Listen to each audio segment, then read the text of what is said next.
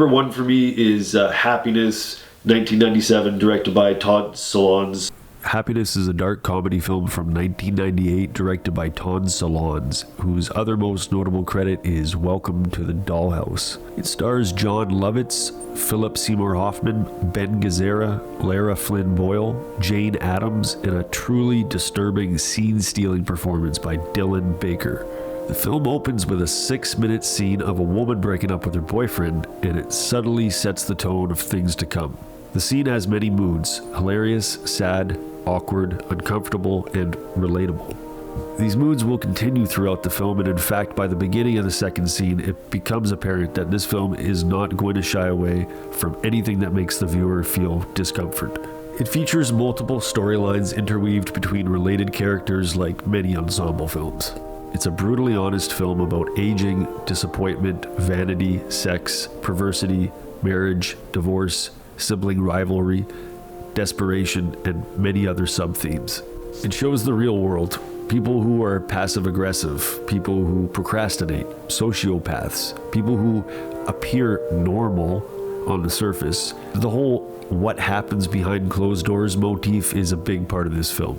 Philip Seymour Hoffman plays a depressed, overweight, sexual prank caller who wants to have aggressive sex with his next-door neighbor, but unfortunately for him, she barely knows he exists. Meanwhile, Hoffman has another neighbor who, unbeknownst to him, secretly has a crush on him. Another similar, somewhat ironic storyline is about a bored therapist who is actually seeing a therapist himself and really needs more psychiatric help than any other character in this film.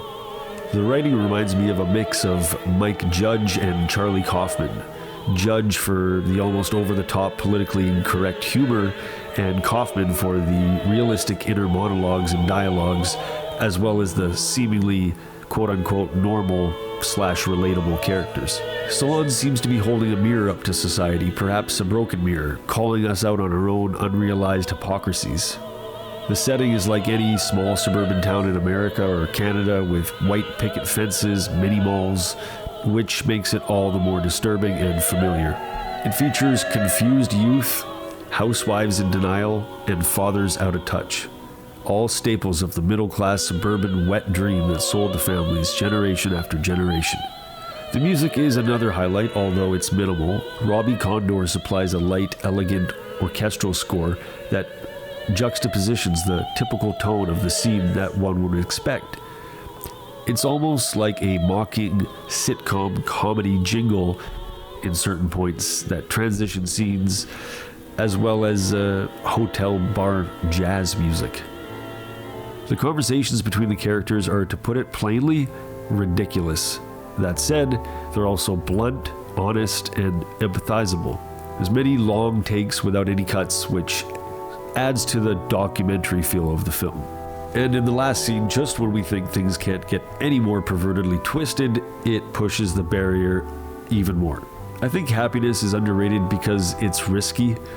The writer took a brave approach to the material of suburban happiness, and I find it's rare to find filmmakers these days tackling subjects from brutally honest perspectives that many audiences consider too graphic to show.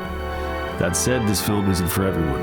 It's mostly a talky picture, but it's also a gut-busting comedy film for those of us who can relate to it. I don't want to use the term trigger warning, but it definitely contains a lot of emotionally sensitive content that may be hard for some to watch. So if you're into dark humor and risky filmmaking, then I highly recommend you watch Happiness. And that concludes our series of underrated films. Again, thanks for watching. Please like and subscribe. Until next time.